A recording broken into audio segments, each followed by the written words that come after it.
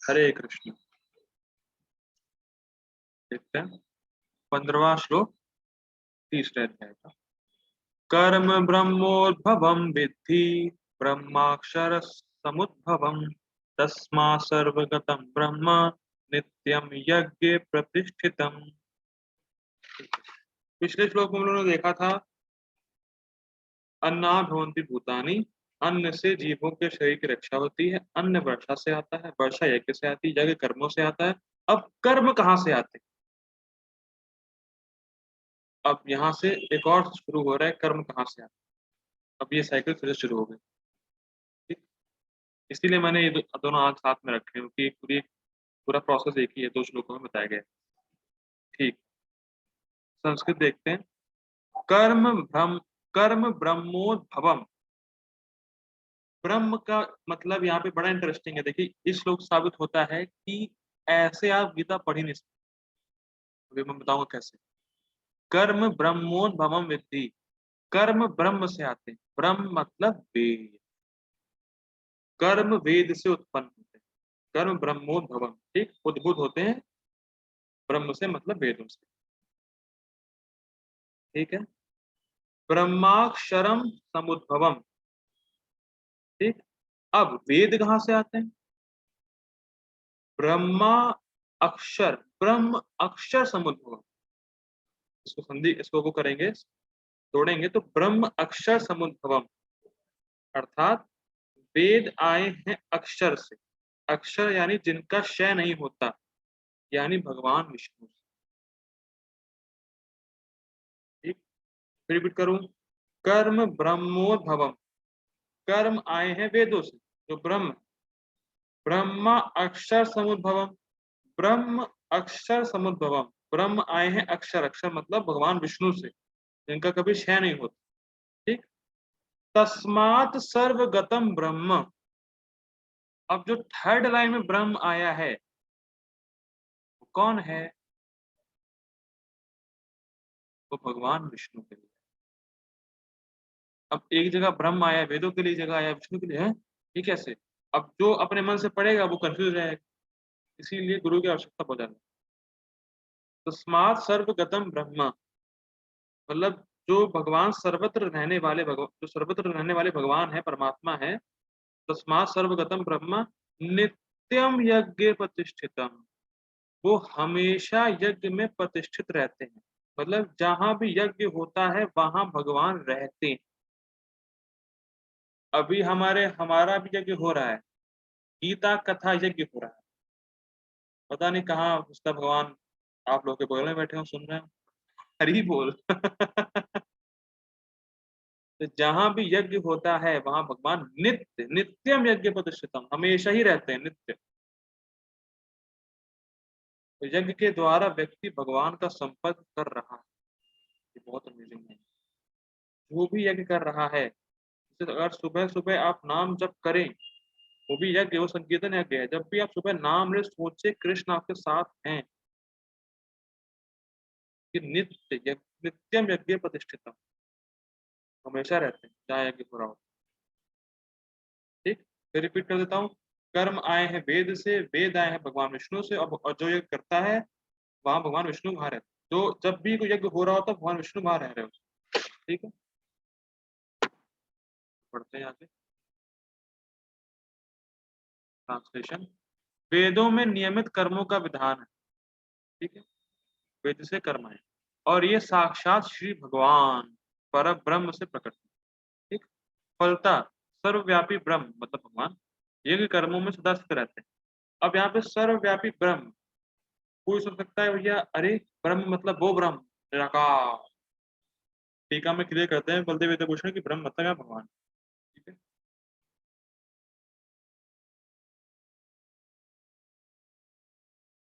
क्या देखते हैं। यह जानो कि ऋत्विज आदि का व्यापार रूपी कर्म ब्रह्म माने वेद से ही प्रकट हुआ है। मतलब ऋत्विज मतलब जो एक जगह वगैरह कर, जो ब्राह्मण यज्ञ करते हैं उनको ऋत्विज बोलते हैं। तो उन लोगों के लिए जो भी काम है, क्या क्या करना है, कौन सी मतलब रीति रिवाज का पालन करना है यज्ञ में, वो सब वेदों से आया है। समझ में आ रहा है? व्यापार रूपी कर्म ब्रह्म माने वेद से, ब्रह्म मतलब वेद से ही प्रकट हुआ है कि उस यज्ञ में क्या आहुति देना है, क्या नियम का पालन करना है, वो ऋत्विज को वेदों से पता चलता है कि इस यज्ञ को करना कैसे। इस सब के जो नियम है यज्ञ करने के वो सब वेदों से आए हैं। ठीक, यह समझो कि ब्रह्म अर्थात वेद से ही उनकी प्रवृत्ति उत्पन्न हुई, मतलब वही मतलब जो नियत कर्म है वो ब्रह्म से ही उत्पन्न हुआ, मतलब वेद से। यह जानो कि वेद अक्षर अर्थात परम भगवान से ही उत्पन्न हुआ। क्या लाइन थी? हाँ, ब्रह्मा अक्षर समुद्भवम, तो जो ब्रह्म है वो अक्षर मतलब भगवान विष्णु से, परम भगवान से उत्पन्न हुआ। यह जानो कि वेद अक्षर अर्थात परम भगवान से उत्पन्न होते हैं। अब कोई आपसे पूछे वेद वगैरह हम नहीं मानते, भगवान को मानते, वेद को नहीं मानते, तो ये रेफरेंस आप कह सकते हैं भाई मेरे, ओ मेरे भाई, ओ प्रभु जी, वेद भगवान नहीं दिए हैं, वेद भगवान से ही आए हैं। और इसका साफ साफ मतलब जो है बिल्कुल क्लियर स्टेटमेंट लिखा हुआ है, ब्रह्मा अक्षर समुद्भव। और एक और रेफरेंस भी हम लोग देने वाले हैं, मतलब ठीक हम लिखा हुआ है, मैं बताऊंगा, वो भी दे सकते हैं कि जो कहे कि मैं वेद नहीं मानता और भगवान को मानता हूँ, तो क्या मानते हो तुम भगवान? जब भगवान की बात ही नहीं मान रहे हो, जब भगवान खुद ही कह रहे हैं कि वेद मुझसे आया, तो क्या मानते हो? कुछ नहीं मानते हो। ठीक है, क्या है? हाँ, भगवान से उत्पन्न होते हैं। श्रुतियां कहती हैं कि अस्य महतो भूतस्य निश्वसितम् एतद् ऋग्वेदो यजुर्वेदः सामवेदो अंगा अंग, अंग अथांग अथांगिरस अथांगिरस। और अथर्व ये जो लिखा है ये मिसप्रिंट है ये, और अथर्व नहीं होगा, इतना ही श्लोक है। अस्य महतो भूतस्य निश्वसितम् एतद् ऋग्वेदो यजुर्वेदः सामवेदो अथांगिरस अथांगिरसः। ऋग्वेद, यजुर्वेद, सामवेद और अथर्ववेद उस महान व्यक्ति के निश्वास से। महान व्यक्ति कौन? भगवान विष्णु, भगवान कृष्ण। ठीक, बृहद आरण्यक उपनिषद 2:4-10। ठीक, ये प्रभुपाद जी परपोर्ट में लिखेंगे। क्योंकि यज्ञ की इस प्रक्रिया के द्वारा प्रजा का पालन होता है और इस कारण से यह यज्ञ यह यज्ञ की प्रक्रिया भगवान को बहुत प्रिय है। अतएव तस्मात् भगवान भगवान ब्रह्म, तस्माद यहाँ पे जो शब्द है वो भगवान के लिए है। तस्माद भगवान ब्रह्म जो सर्वव्यापी हैं, सर्वगता, वे नित्य ही यज्ञ में प्रतिष्ठित रहते हैं, मतलब मौजूद रहते हैं। इसका अर्थ यह है कि यज्ञ के द्वारा उनकी प्राप्ति होती है। ठीक है, दो चीजें हम लोगों ने पढ़ी कि यज्ञ से प्रजा का पालन भी होता है और भगवान के नजदीक भी जाते हैं और भगवान को प्राप्त कर लेते हैं। दो चीजें यज्ञ करने, यज्ञ करेंगे तो इस संसार में जीवन यापन सुखी सुखी मतलब सुख पूर्वक कर सकेंगे, आराम से जीवन कटेगा, मौज में, कोई चिंता नहीं होगी। और यज्ञ करने से धीरे धीरे आप शुद्ध हो रहे होंगे, तो भगवान के पास पहुंच रहे होंगे, भगवान को प्राप्त कर लेंगे। तो यज्ञ का दो बेनिफिट है, एक तो आराम से आप जीवन यापन भी कर लेंगे भौतिक संसार में, और फिर इससे निकल के भगवान के पास पहुंच जाएंगे। तो इस कारण से जो लोग यज्ञ करते हैं वो भगवान को बहुत प्रसन्न करते हैं, क्योंकि भगवान ने ही ये प्रक्रिया दी कि आप इसको फॉलो करो, मेरे पास आ सकते। तो जब आप भगवान की बात मानेंगे, भगवान बहुत पसंद होते हैं, कम से कम यज्ञ कर रहा है। ठीक है, इसीलिए जब आप सुबह सुबह जपा करें तो ये याद रखिए कि इस जपा से भगवान बहुत प्रसन्न हो रहे हैं। चाहे आपका मन लग रहा है नहीं लग रहा है, नाम जप, आपका मन लगे ना लगे, लेकिन भगवान का मन आप में लग रहा हो, क्योंकि भगवान की दी हुई बातों को आप पालन करें। ठीक है, तो सिर्फ सुबह सुबह जप करना बहुत जरूरी है, वो भी आगे। Purport by His Divine Grace A.C. Bhaktivinoda Swami Srila Prabhupada की जय। इस श्लोक में यज्ञार्थ यज्ञार्थ कर्म अर्थात कृष्ण को प्रसन्न करने के लिए कर्म की आवश्यकता को भली भांति विवेचित किया गया है।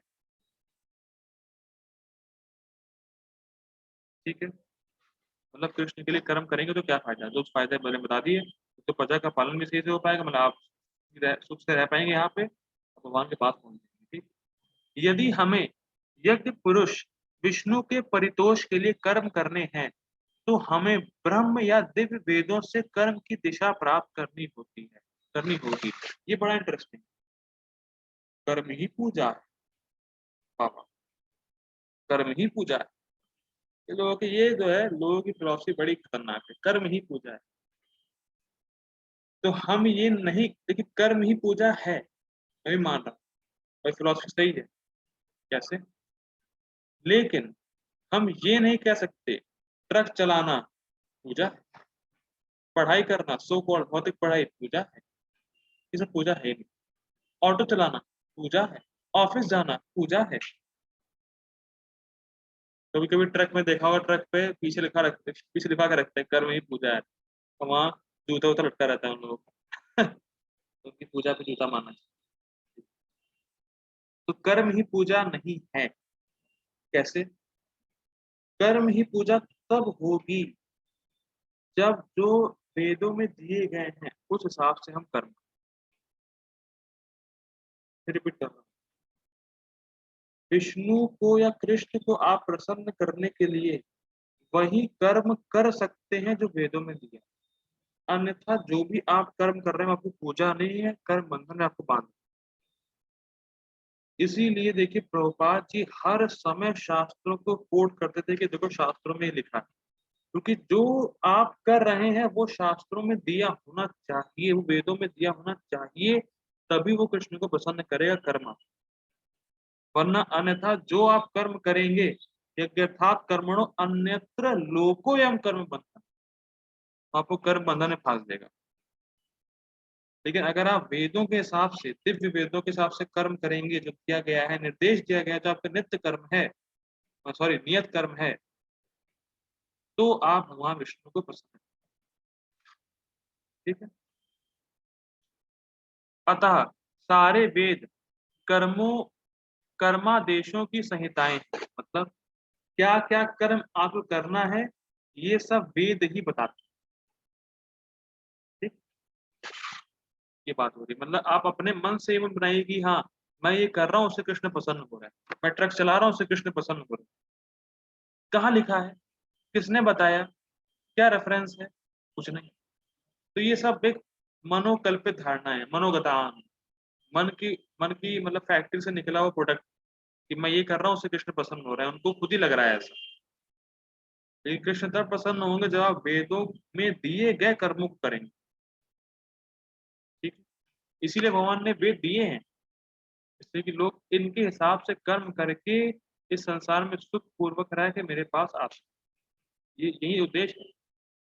ठीक है। वेदों के निर्देश के बिना किया गया कोई भी कर्म, देख लीजिए, वेदों के निर्देश के बिना किया गया कोई भी कर्म विकर्म या अवैध अथवा पाप पूर्ण कर्म कहते हैं। अब क्या बोलेंगे?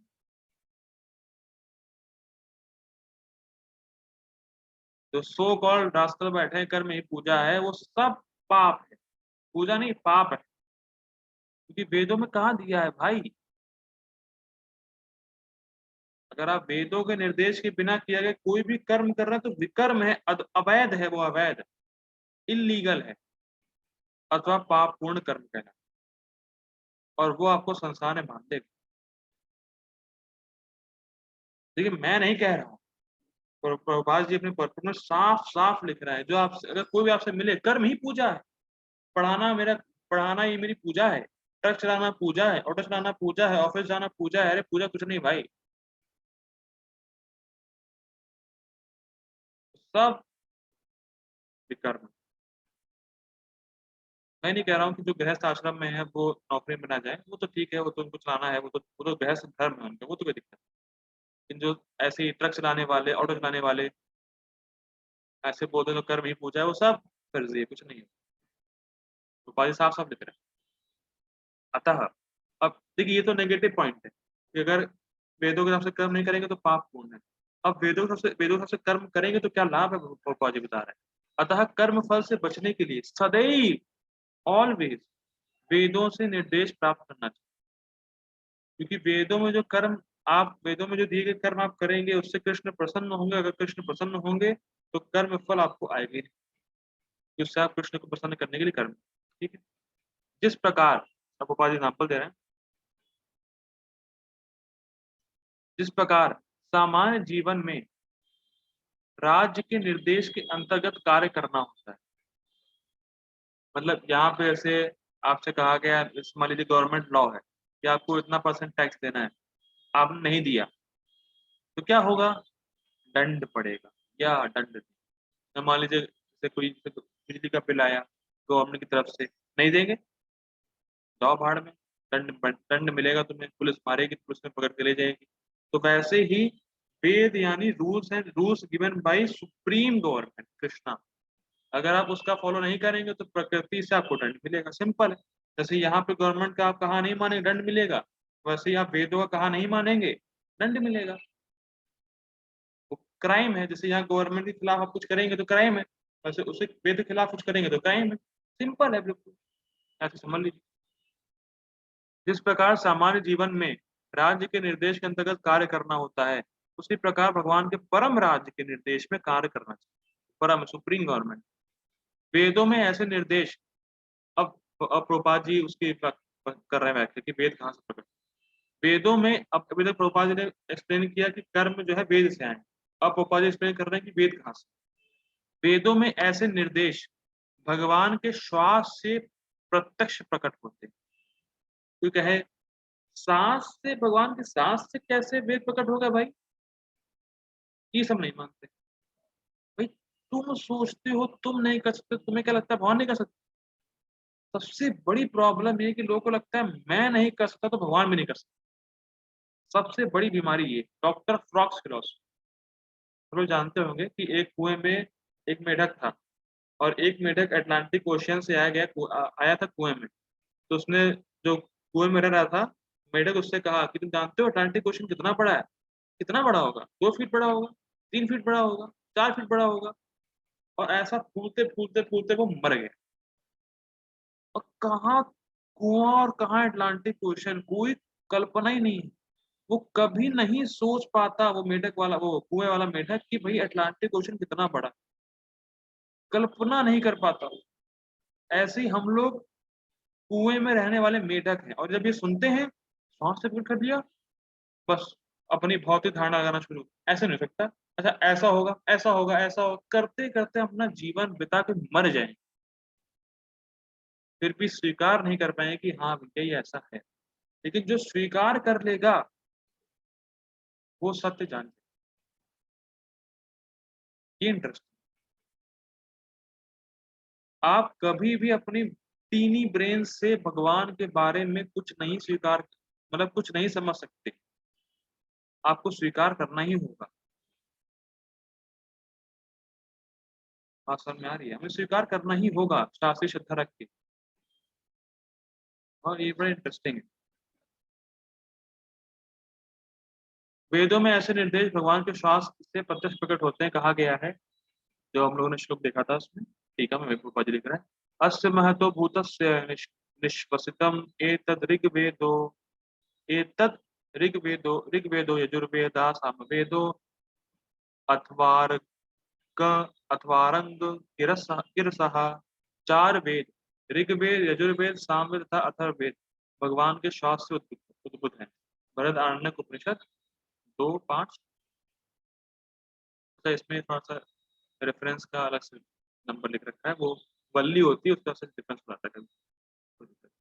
ब्रह्म संहिता से प्रमाणित होता है कि सर्वशक्तिमान होने के कारण भगवान अपने श्वास के द्वारा बोल सकते हैं। अंगानि यस्य सकलेन्द्रिय वृत्तिमन्ति पश्यन्ति पान्ति कलयन्ति चिरम जगन्ति गोविंदमादि पुरुषम तमहं भजामि।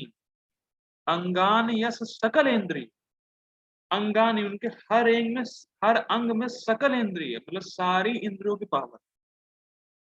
तो श्वास श्वास से बोल सकते हैं और आंख से चल सकते हैं। तो हमें ये सब, देखिए, भगवान को समझने के लिए हमें उनकी अचिंत्य शक्ति को स्वीकार करना ही पड़ेगा, अदरवाइज हम भगवान को समझ ही नहीं सकते। एक गारंटीड है। ठीक है,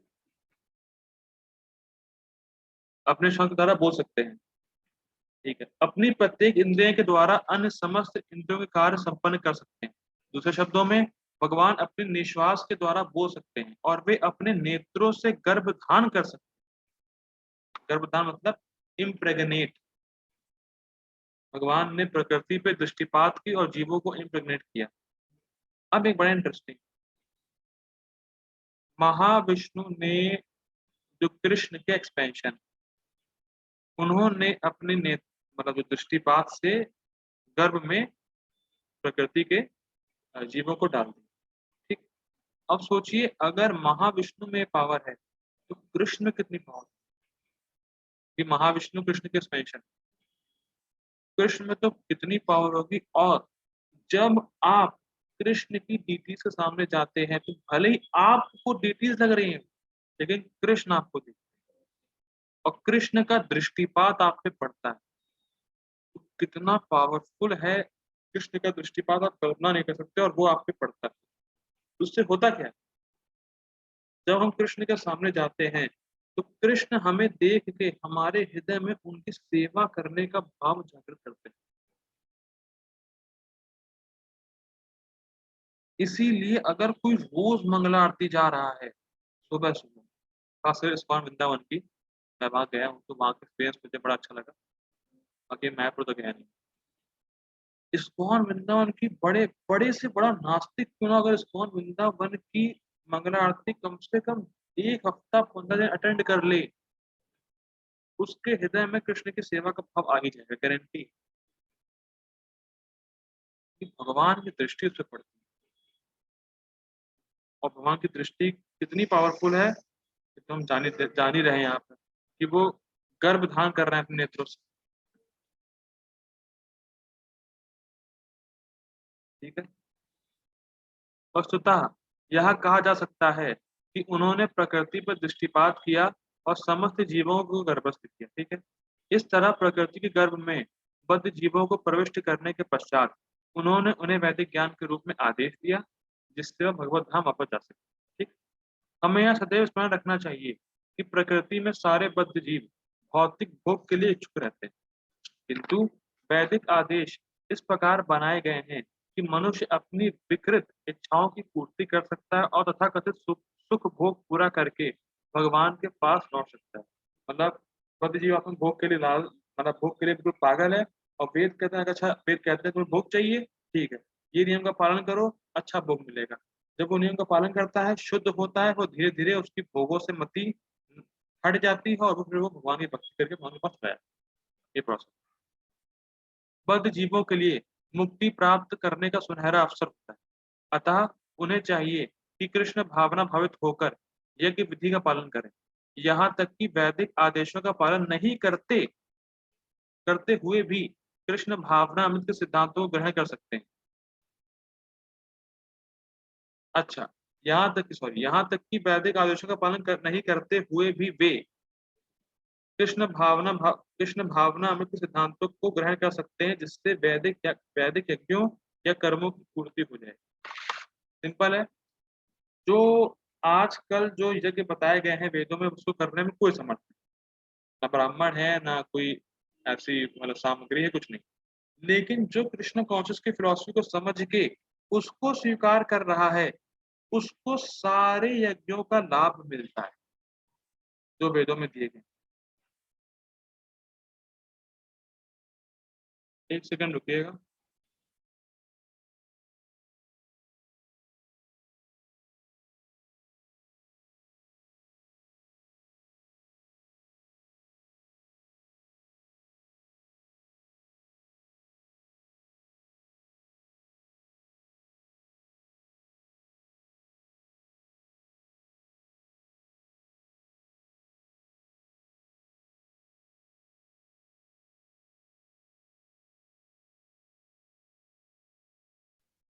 हरे कृष्णा। हाँ, तो मैं कह रहा था कि जो कृष्ण कॉन्शियस फिलॉसफी फॉलो करता है या भक्ति करता है या भक्ति के नियम का पालन करता है, उसको सारे करने का लाभ मिल जाता है। और ये हम लोग देखेंगे 8वें अध्याय के आखिरी श्लोक। जो भक्ति करता है उसको सब कुछ, जितने भी जो कर्म कांड जितने भी जगत हैं, सबके लाभ उसको मिल जाते हैं। ठीक है, तो रुकते हैं यहीं पे। जगत गुरु शिल प्रभुपाद की जय।